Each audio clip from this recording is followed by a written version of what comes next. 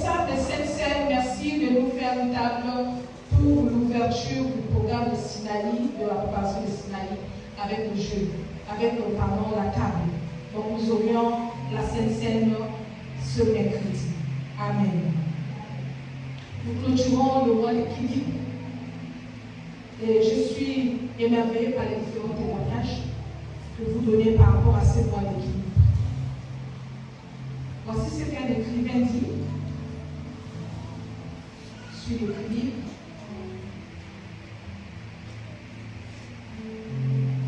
Le bonheur est un délicat équilibre entre ce que l'on est et ce que l'on a. Le bonheur est un délicat équilibre entre ce que l'on est et ce que l'on a. Délicat, il parle de délicatesse, délicat équilibre entre ce que l'on est et ce que l'on a. Savoir fusionner ce que l'on est et ce que l'on a. Et ce qui n'est pas également évident. Objectif atteindre à ce mois d'équilibre, nous voulons concilier notre vie personnelle à la vie familiale, concilier notre vie personnelle à celle de la société, concilier notre vie personnelle à celle de notre foi, concilier notre vie personnelle à celle de notre emploi. Nous parlons de conciliation. Et depuis dimanche, nous parlons de concilier notre vie au dimanche, qui est le dimanche du jour du Seigneur. Je voudrais que nous ouvrons nos Bibles dans le livre d'Exode 20, versets 8 à 11. Un lecteur, Exode 20, verset 8 à 11. Quelqu'un s'élève, s'il vous plaît, du côté des anciens. Exode 20, verset 8 à 11. Je veux un autre lecteur dans Genèse 2, 2. Au niveau du peuple, Genèse 2, verset 2. Genèse 2, 2, au niveau du peuple, est-ce qu'il y a quelqu'un qui peut se lever? Un bon lecteur, Laurette. Genèse 2, 2. Je veux un troisième lecteur dans le livre de Psaume 118, toujours au niveau des anciens. Psaume 118, verset 24. Donc ça me fait 3 lecteurs. Le premier est dans Exode 20, verset 8 à 11. Le deuxième dans Genèse 2, Laurette. Troisième, Marie-Paul dans le livre de Psaume 118, verset 24. On y va avec le premier lecteur. Je lis la parole de Dieu dans le livre d'Exode, le chapitre 20, verset 8. Souviens-toi du jour du repos. Souviens-toi du jour du repos. Est-ce qu'on peut s'aider? S'il vous plaît. Nous pouvons passer à l'ancien un micro, s'il vous plaît.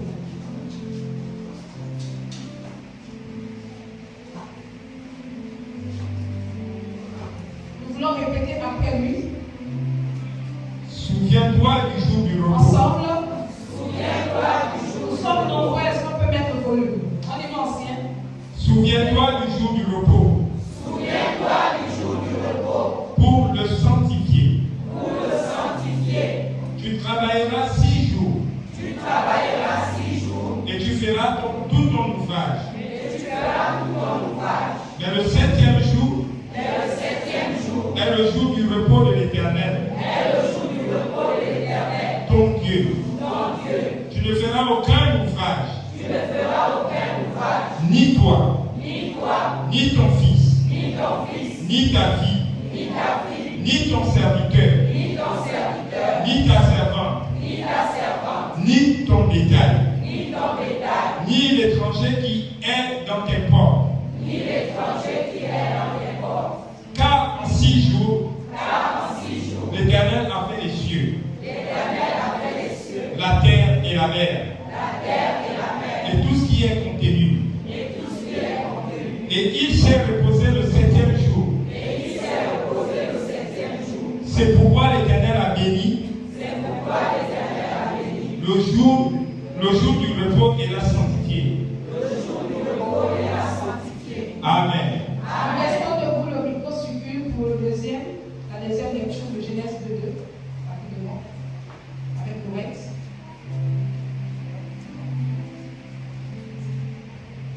Genèse chapitre 2, verset 2. Dieu acheva au 7e jour son œuvre qu'il avait faite. Nous allons avec Noël. Dieu acheva au 7e jour. Dieu acheva le 7e jour Son œuvre son œuvre qu'il avait faite. qu'il avait faite. Et il se reposa Et il se reposa au 7e jour au 7e jour de toute son œuvre de toute son œuvre qu'il avait faite. qu'il avait faite. Parole du Seigneur, on dit Amen. Amen. Troisième lecteur. Psaume 118, 24.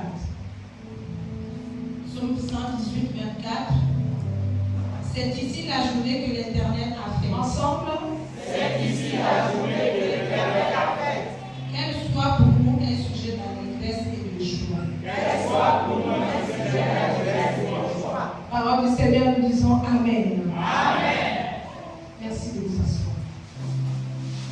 Merci de prendre le poids de Dieu du moment. Consigner sa vie personnelle au dimanche du Seigneur. Exode 8, verset 8 à 11.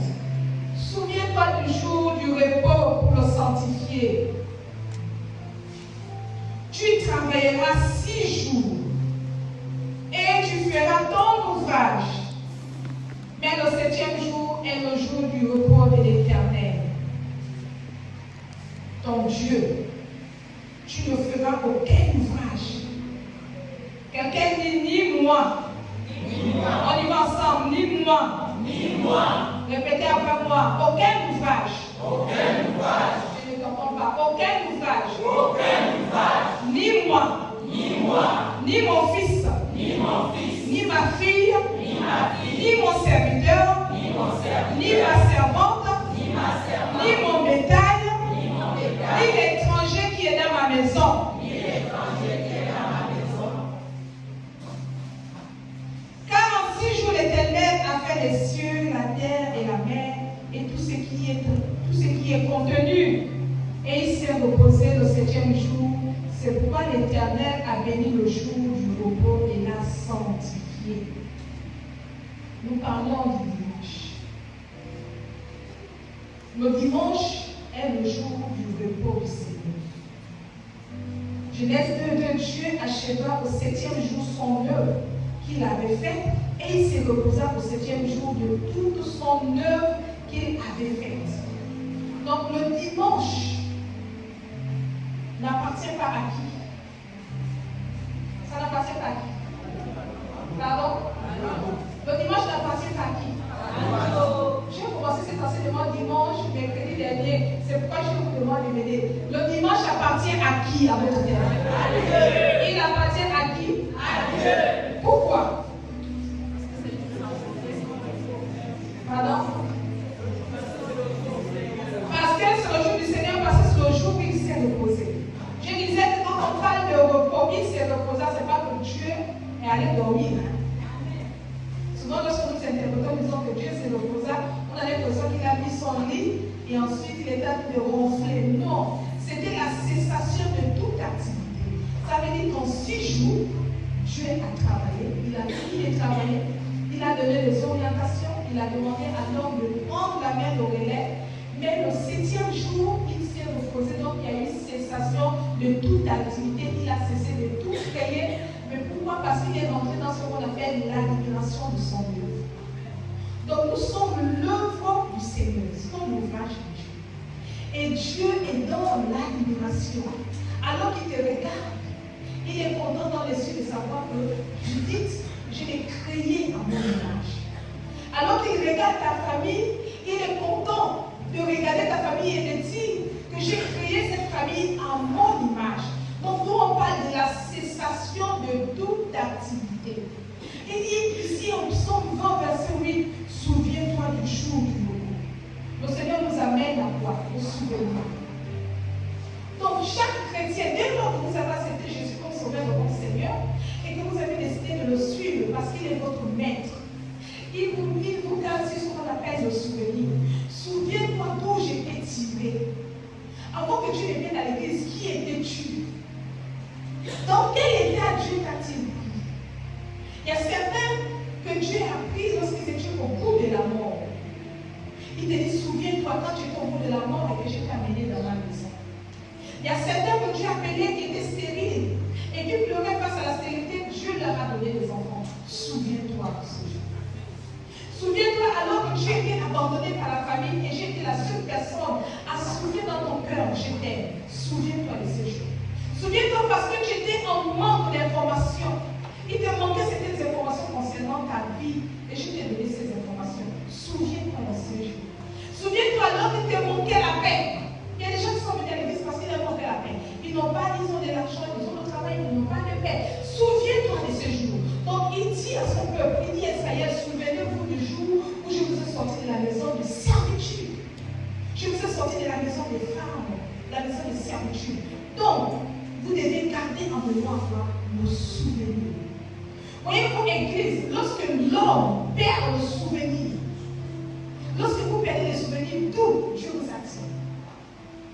facile de perdre le souvenir. Très facile de perdre le souvenir. Lorsqu'on est en difficulté, facilement nous approchons de Dieu. Seigneur, aide-moi. Seigneur, viens à mon aide. Et dans cette extase-là, nous faisons beaucoup de promesses à Dieu, beaucoup de vœux. Lorsque tu vas me guérir, je ferai ci, je vais te servir, je vais chanter ces chants, je vais apporter telle offrande, je vais me comporter ainsi. Là, nous sommes dans l'extase de la difficulté. Et lorsque Dieu intervient en notre faveur, nous oublions tout ce que nous avons promis à Dieu. Mais lui, il n'oublie pas. Amen. Lui, il n'oublie pas. Et sachant que l'homme peut facilement oublier, il vient mettre cette puce-là dans le cœur de l'homme. Souviens-toi où je t'ai pris. Souviens-toi où je t'ai ramassé. Souviens-toi comment tu t'es approché de moi. Donc Dieu interpelle à toi au souvenir. Beaucoup de gens sont dehors, hors de la présence de Dieu, parce qu'ils ont oublié le souvenir. Et puis ce qui est intéressant de retenir, c'est que nous en voulons beaucoup et toujours, mais nous oublions tout Dieu nous a dit. Celui qui a été guéri d'une maladie difficile, vous allez voir papa 5 ans, 6 ans, 7 ans, 8 ans, une épreuve, il va oublier, c'est là qu'il a demandé à Dieu autre chose. Celui qui a eu du travail alors qu'il n'avait pas de travail, on a prié pour lui, vous allez voir qu'il va oublier que Dieu l'a sorti du chômage. Il va demander autre chose à Dieu. Et lorsqu'il se trouve dans cette épreuve, dans cette état de difficulté, il commence à accuser Dieu. Tu ne me vois pas, tu ne me connais pas. Pourquoi tu me laisses dans cette difficulté? Est-ce que j'ai péché? Il oublie d'où Dieu l'a tiré. D'où l'interpellation israélienne. Souviens-toi. Nous, je l'ai dit. Lorsque nous lisons les Écritures, je suis dans mon introduction. Merci au protocole, la sécurité, tout le monde assis. Lorsque nous lisons les Écritures, vous allez voir que la Bible a été canonisée et on a pris l'essentiel. Parce qu'on ne pouvait pas comprendre. Il y a des témoignages qui apparaissent une seule fois. Prenons le cas de la femme à la perte de sang. Jusqu'alors, on parle de ce témoignage. Parce qu'il a voulu garder le souvenir. On a pris le témoignage de la femme à la perte de sang. Et aujourd'hui, qu'est-ce que nous faisons? Nous bénéficions de ce témoignage alors que nous n'avons pas été. Il y a plusieurs fois qui sont attachés au témoignage de la femme de la perte de sang. Facilement, quelqu'un peut dire, Seigneur, souviens-toi que tu avais guéri la femme à la perte de sang. Est-ce que tu ne peux pas visiter ma maison? Le souvenir de la l'église. Aujourd'hui, il est difficile à l'église de voir les gens se souvenir de leur premier témoignage. Le premier témoignage a disparu du cœur du chrétien. Si on te demande quel était ton premier témoignage à l'église, tu vas nous faire balader. Or, le premier témoignage, le premier amour ne s'oublie pas. Dieu te souviens-toi que je t'ai dit. Il allait nous prendre le témoignage de la prostituée. Et jusqu'alors, ce témoignage que nous prenons à cœur, le témoignage de la prostituée, où Dieu ne rejette personne. Dieu fait état de souvenir. Mais beaucoup d'entre nous sommes à terre, Église, parce que nous avons oublié le souvenir. 7 ans où tout allait mal dans ta vie. 7 ans où il n'y avait personne pour te visiter.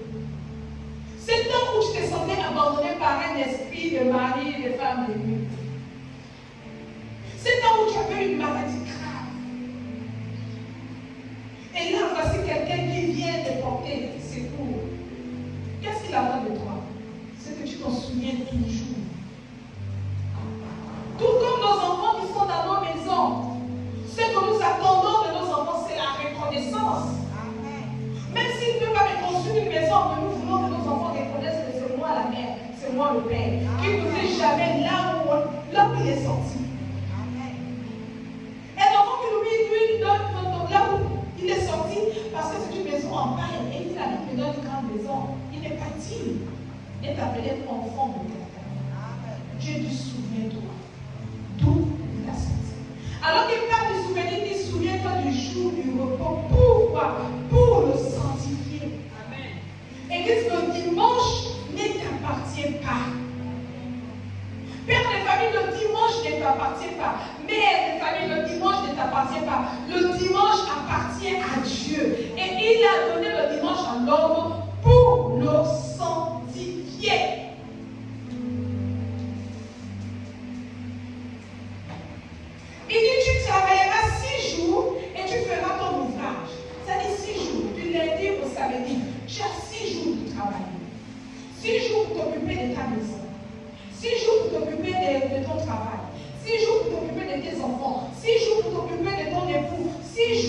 malade 6 jours pour tout faire.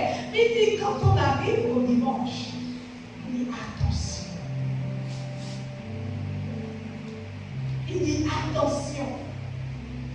Vous voyez, lorsque j'étais en train de méditer sur ce verset, sur ces paroles, sur le jour du repos du Seigneur, je me suis arrêtée, j'ai dit Seigneur, nous voulons être des chrétiens extraordinaires. Nous voulons être des chrétiens qui parlent en langue, qui chassent les démons, qui prophétisent, qui attirent le regard sur une personne. Mais le béaba de la foi chrétienne, on a du mal à respecter cela. Amen.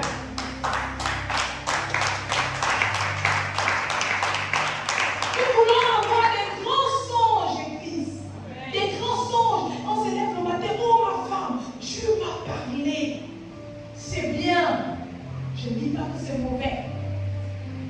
Nous voulons avoir des grandes expériences avec le Seigneur et partager ces expériences avec les autres. C'est bien.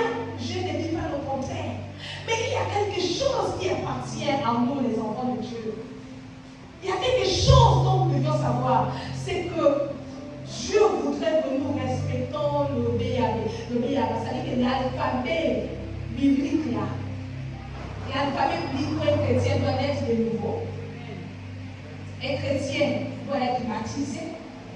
Un chrétien doit être à la table du Seigneur. Un chrétien doit avoir un lieu où il faut communier.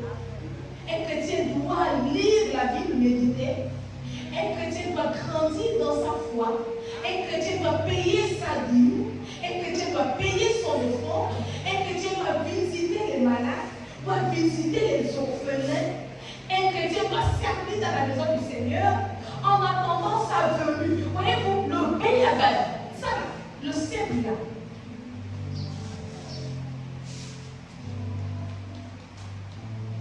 Le simple là, ça dit que ce qui est simple là, ça dit que j'ai l'impression que le simple semble être ce qui est difficile. Mais voici ce que le chrétien peut faire. Il prend au nom de Jésus, au nom de Jésus, Satan sort de ses corps, au nom de Jésus, Satan, mes adversaires, Seigneur, protège ma vie, Seigneur, mon frère, j'ai vu que tu vas mourir, voici ce que nous voulons. Mais le meilleur pas de la foi, cette simplicité-là de la vie chrétienne, qu'est-ce que nous en faisons? Nous voulons monter au ciel à voix des ailes, mais ce qui est simple là, où tu dois avoir une église locale, où tu dois grandir dans ton église locale, où tu dois honorer le jour du repos, où tu dois payer ton offrande, où tu dois payer ta dîme au lieu où tu communies, où tu dois venir avec ta famille pour célébrer le Seigneur. Qu'est-ce que nous en faisons? Qu'est-ce que nous faisons? Qu'est-ce que nous faisons de ça?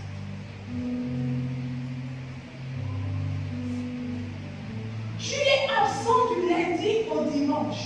Sinon, en fait, tu es occupé par diverses activités. Tu es entre le travail, le foyer, les affaires, la famille. C'est du lundi au samedi que tu as une activité, y compris le dimanche. Et lorsqu'on arrive au jour, il dit, ma fille, mon fils, souviens-toi de ce jour. Tu as pris 6, donne-moi le dimanche. Et sanctifie le dimanche. Tu trouves que c'est dimanche, Dieu ne le mérite pas.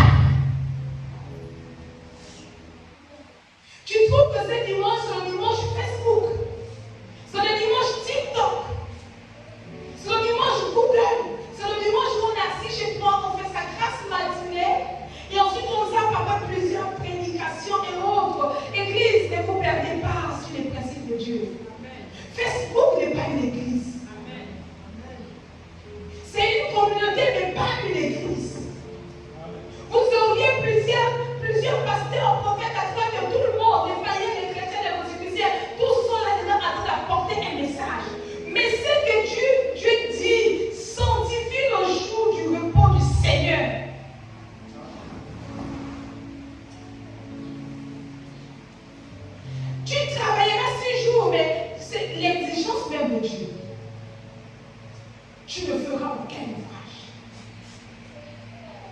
dire qu'en fait, si nous comprenons bien ça, parce que c'est pas moi qui écris la Bible, si nous comprenons auquel ouvrage, ça dit que cessation de toute activité.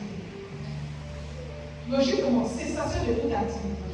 Donc le dimanche, je me lave, vous lavez, nous mangeons, nous décidons tous de décider au Seigneur. Nous commençons, nous terminons ensemble. L'exigence de Dieu, c'est-à-dire qu'il dans cette exigence, il a dit, toi, ton fils, ta fille, ton bétail, ton esclave, même l'étranger qui dort dans tes murs.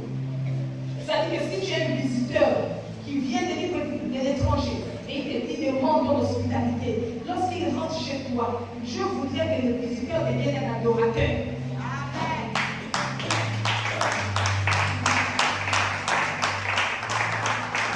Celui-là, même s'il n'est pas chrétien, le fait qu'il soit rentré dans ta maison et que toi tu adores l'Éternel ton Dieu, Dieu t'a peut-être dit que ce visiteur-là a pour obligation de te suivre. Sinon, en fait, s'il ne te suit pas, il n'est pas dit d'entrer dans ta maison. Parce qu'il est considéré comme un esclave, un étranger. Voyez-vous l'exigence de Dieu? Qu'est-ce que nous faisons du dimanche de Dieu? Ce dimanche-là, nous avons les étrangers dans nos maisons. Ils viennent, ils dorment dans nos maisons. Ils ont une semaine, 2 semaines dans nos maisons. Ceux-là, pendant que tu as l'église à prier le dimanche, derrière, ils sont dans vos maisons en train de faire n'importe quoi. D'ouvrir vos manches la terre. De préparer, de manger, d'écouter la musique du monde, de faire tout ce qu'ils veulent. Et quand vous revenez, c'est comme s'il n'y avait rien. Et quand ils sortent de vos maisons, c'est les conflits dans le groupe, c'est les conflits dans les familles. Mais parce que vous avez reçu un visiteur dans vos murs, vous n'avez pas imposé votre Dieu. En 6 jours, l'Éternel a fait les cieux et la terre. Et tout ce qui est contenu ici est reposé le 7e jour. C'est pourquoi l'Éternel a béni le jour du Seigneur. Et je me suis arrêtée, je me dis, mon Dieu, lundi, mardi, mercredi, jeudi, vendredi, samedi, ces jours sont bénis, oui. Mais qu'est-ce qu'il y a derrière le dimanche? C'est pourquoi il s'agit, c'est pourquoi il dit, l'Éternel a béni le jour du repos. Ça veut dire quoi? Que lundi n'est pas béni? Non, mardi est béni parce que ce jour a été créé par Dieu. Mais il y a quelque chose derrière le dimanche. C'est-à-dire qu'il y a une grâce, une bénédiction qui réside derrière le dimanche dont nous, chrétiens, nous n'avons pas encore compris et nous ne bénéficions pas encore. J'ouvre cette parenthèse, suivez-moi. Je vais faire des recherches sur le culte des musulmans. Je vais comprendre des choses qui m'ont dépassé, qui m'ont mené même à me repentir. Le vendredi, c'est le jour de la culte. Et je comprends parce que je veux comprendre pourquoi ces personnes-là font boutique, vont d'abord prier et lever. Je veux comprendre ceci. Selon les lois et principes établis par le peuple, celui qui arrive le premier qui entre au temple, le premier, qui occupe la première place, à côté de l'imam, a droit à une bénédiction égale à une chèvre. Parce qu'il arrivait très tôt le matin, il a occupé la première place. Donc spirituellement, la bénédiction équivaut à la chèvre. Celui qui arrive à la deuxième heure, c'est-à-dire que si nous prenons le culte à 9h et qui arrive autour de 10h, 11h à la deuxième heure, quand il arrive, puisque les premières places sont occupées par au côté de l'imam, il a droit à la bénédiction du mouton. Celui qui arrive à la troisième heure, il a droit à la bénédiction qui correspond à une poule. Celui qui arrive à la 5e heure a droit à la bénédiction qui correspond à quoi? À un œuf. Donc, plus vous arrivez tôt, selon l'ère grecque, selon le Coran, ce qui a été écrit, allez faire des recherches, vous allez comprendre ça. Il y a une bénédiction parce que les anges sont là, ils sont déjà en mouvement, ils sont en train de distribuer. Et celui qui arrive tôt, qui en fait s'élève très tôt, de 7 heures du matin, qui marche sans prendre son qui a fait ses ablutions tôt, qui arrive très tôt, il apprend la bénédiction d'un an sans jeûne. J'ai compris pourquoi les musulmans se battent pour arriver tôt à l'église. Parce qu'ils recherchent la bénédiction de la prière. Et ils vont plus loin en disant ceci, que à la horreur du mensonge, de la tricherie, quand tu arrives tôt, ça veut dire que tu arrives en retard, et que tu te camoufles au milieu des autres parce qu'il y a des gens qui sont malins pour le faire, pour essayer de s'asseoir, il s'attire une malédiction, lui et toute sa famille. Donc, vous comprenez qu'à ce niveau, puisque c'est le jour du Seigneur chez eux d'Allah, tout le monde se bat à avoir la première place. C'est une place de privilège, pas la place du responsable. La première place, c'est la place de privilège, parce que Dieu est assis. Mais pas la place du responsable. Mais place de privilège, parce que je suis le premier à arriver, à m'asseoir, à voir comment le culte commence. Ça veut dire que le jour du Seigneur est un jour spécial. C'est un jour où l'Église, nous courons pour venir sanctifier. C'est-à-dire quelqu'un qui a pris le temps de tout créer pendant 6 jours. C'est qui est d'accord avec moi lorsqu'il te repose. Il dit, je veux quelqu'un pour sanctifier ce jour-là. Il n'a pas besoin d'être paresseux. Il n'a pas besoin de quelqu'un qui se plaît d'abord dans sa vie. Non, parce qu'il n'a plus le temps pour bâtir, pour construire.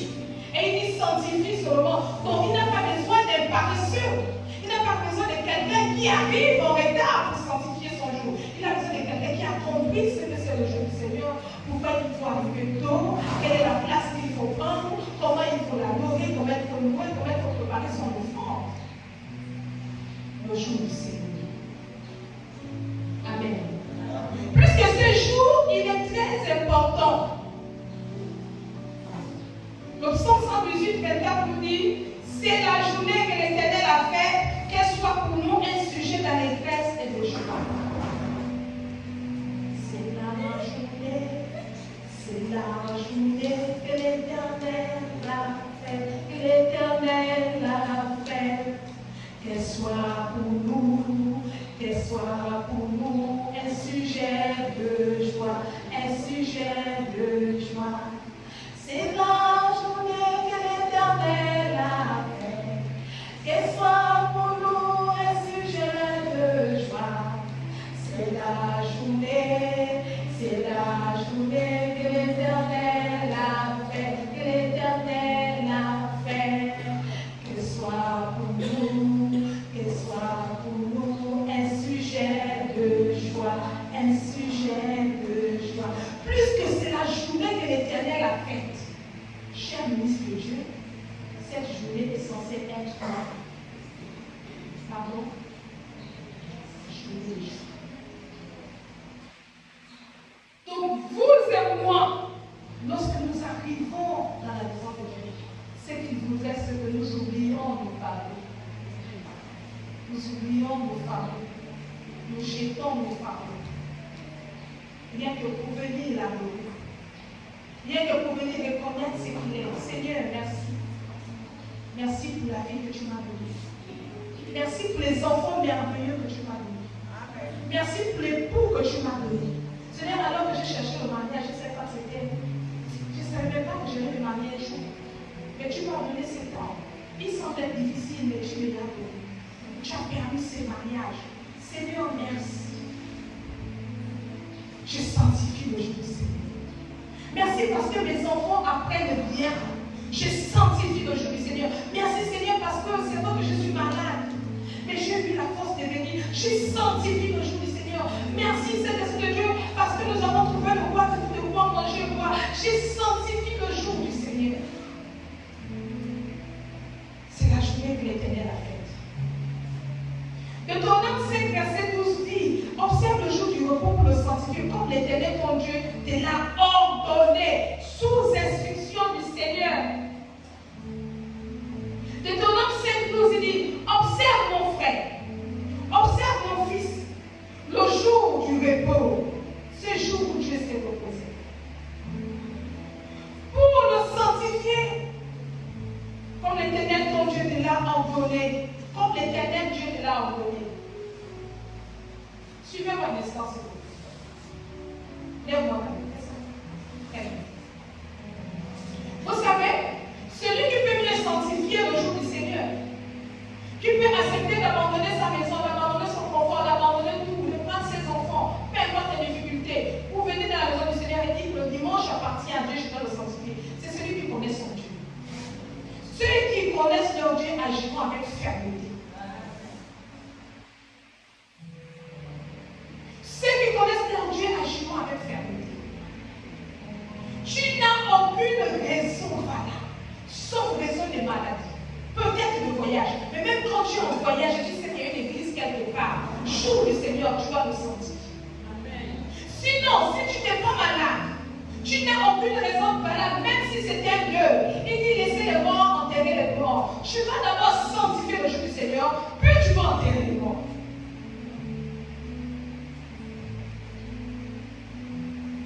Donc nous n'avons aucune raison valable de donner des raisons telles Seigneur, cette journée j'ai travaillé. Non, travaille 6 jours. Le 7e jour, prends-le. Sanctifie et repose-toi. Tu n'as aucune raison de dire, je ne suis pas venu ici, c'est dimanche, parce qu'on aura toutes les raisons de dire, raison valable de maladie, oui. Mais sinon, s'il n'y a pas une raison de maladie qui te cloue au lit, d'accord. Je suis venu de l'hôpital, d'accord. Mais si c'est des conflits de couple, si c'est des conflits de maison, parce que je n'ai pas pu payer la maison, si c'est des conflits par cause de tuer tes enfants, s'il y a une raison valable qui justifie cela, prends ton corps, prends tes conflits, prends tes problèmes, prends ton péché, prends tes erreurs, t'amener à l'église, sanctifie le jour du Seigneur. Amen. Je pensais que tu avais la proposition.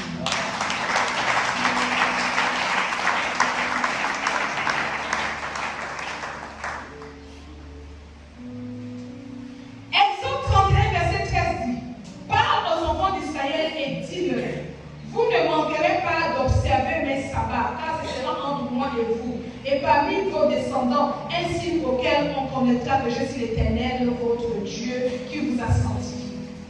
Exode 31. Le jour du sabbat que nous appelons le jour du Seigneur, chez les chrétiens, parce que le dimanche, c'est le jour où le Seigneur ressuscite. Le Seigneur est ressuscité un dimanche. Donc chez nous, les chrétiens, c'est le jour du sabbat. Donc il dit, tu vas travailler, oui, mais il signe une alliance entre toi, ta maison et lui. Il dit, tu ne manqueras pas d'observer mes sabbats. Tu ne manqueras pas. En français facile, ça veut dire quoi? Tu ne manqueras pas d'observer mes sabbats. Aidez-moi. Tu ne manqueras pas d'observer mes sabbats. Ça veut dire quoi en français facile? En servant. Oui.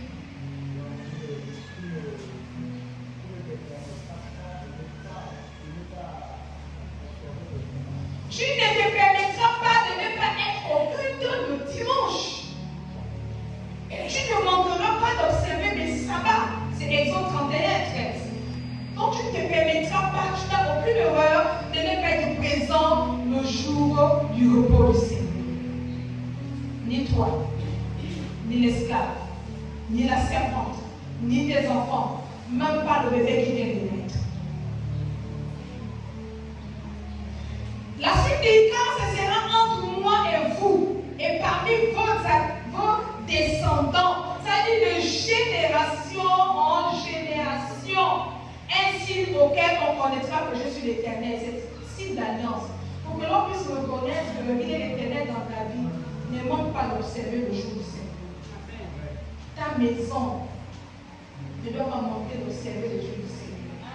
Je me disais dimanche, merci d'observer le Seigneur.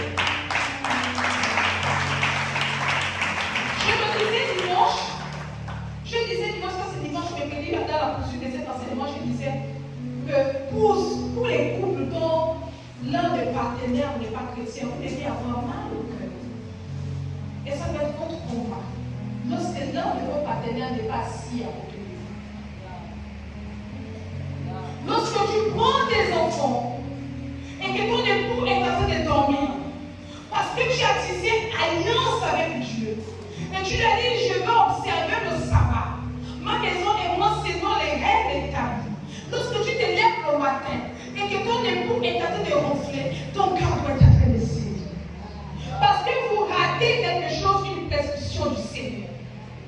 Lorsque tu te lèves le matin en tant que père de famille et que ton épouse fait une caprice, disons que je ne pars pas à l'église aujourd'hui, toi en tant qu'autorité de la maison, tu dois déjà te lever pour dire ma chérie, Dieu d'abord. Lorsque ceci n'est pas fait, ça dit que vous brisez l'alliance qui est prise entre Dieu. Fatigué. Le jour du Seigneur, et tu dis, moi je suis fatigué, je ne peux pas aller à l'église. Et tu l'as dit, mangez, préparez, faites ce que vous avez à faire. Je veux prier au Seigneur. En fait, tu es en train de briser l'alliance que Dieu a établie avec notre famille. Ici, le verset part aux enfants d'Israël, vous ne manquerez pas d'observer les sabbats. C'est cela entre moi et vous. C'est-à-dire que c'est Dieu qui vient tisser l'alliance. Il dit entre moi et vous, le signe d'alliance, signe de distinction. Donc votre premier signe de distinction qui exprime la présence de Dieu dans votre vie et l'obéissance à cette précepte, c'est le fait déjà que toute la famille, je le dis bien, toute la famille, en un seul lieu, pas une famille divisée, où le mari prie à gauche, la femme prie à droite, les enfants prient devant. C'est du désordre spirituel.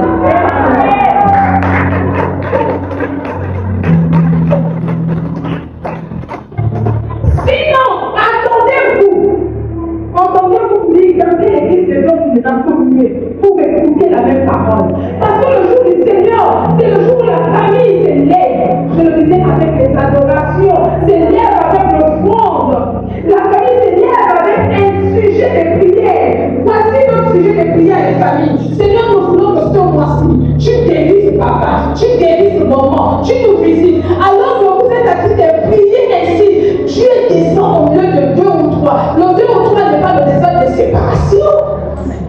Si vous commencez par séparer votre famille, maman prie à gauche, papa prie à droite, les enfants viennent, il y a déjà une division, ça dit que là, ça montre la stabilité d'un couple. Amen. Dieu n'est pas un Dieu de désordre. Ça montre la stabilité d'un couple.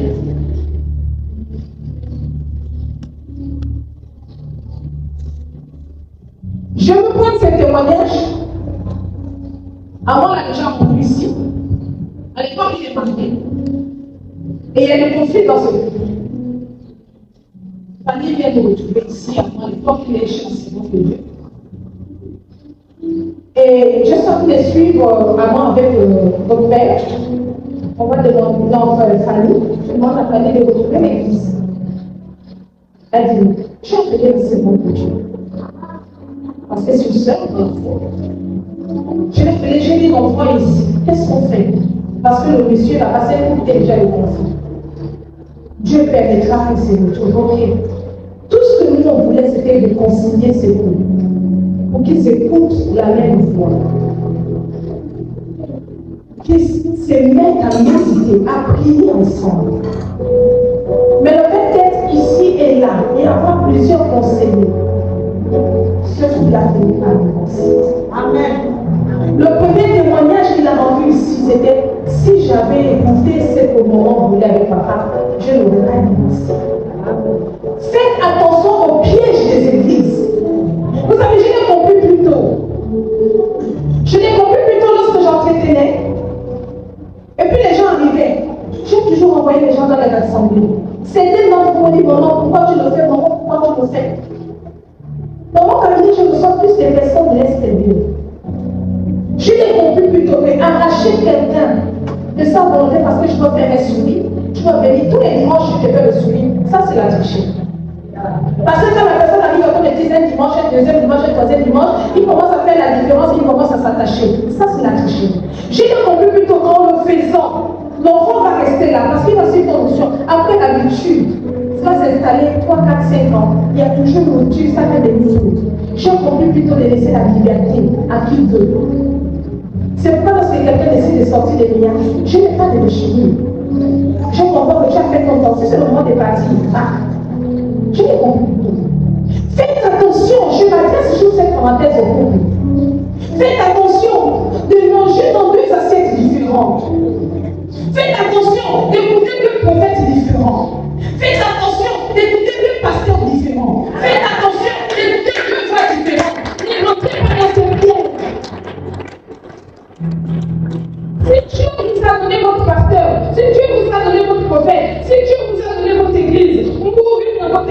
mourrez là. Mais priez le Seigneur. Vous êtes sûr que Dieu, lorsqu'il s'est manifesté quelque part, il descendra lorsqu'il nous s'est manifesté. C'est parce que nous changeons d'église qu'il va se manifester. Non, même dans la rue, il peut vous croiser. Amen. Le temps de la guérison, le temps de la manifestation de Dieu, de la manifestation du règne de Dieu, dépend de Dieu. Ça ne dépend pas de l'homme, même pas du pasteur. Alors que je sais de prier, je sais pas d'amener la situation à tel niveau, à tel niveau. Mais les prières que vous avez faites, tu trouves des choses seulement après 3, 4, 5 ans. Mais c'est pas parce que l'autre a échoué. Attention à ces pièges, je vous dis. Vous savez, j'ai à tel niveau dans le ministère que j'en reviens ensuite. Quand je vois comment les enfants se manifestent, ça me dit Jésus, ça me dit Jésus, ça monte là, ça construit là. J'ai vu beaucoup. Pourquoi j'ai vu? Parce que je comprends que c'est manque de maturité. Dieu a dit souviens-toi. Souviens-toi quand je l'ai senti. Vous êtes sûr que moi, les vies. J'ai été bien ma prise comme fille du village. Il m'a gagné, il m'a donné un nom dans la société. Mais voici la dépense de voiture. Avec une grosse balle au doigt. Après, il portait le nom en bout. Quand je passe là, c'est moi. Vous êtes sûr que même si je vois un homme aussi beau qu'il est, je vais oublier qu'il a tiré du village.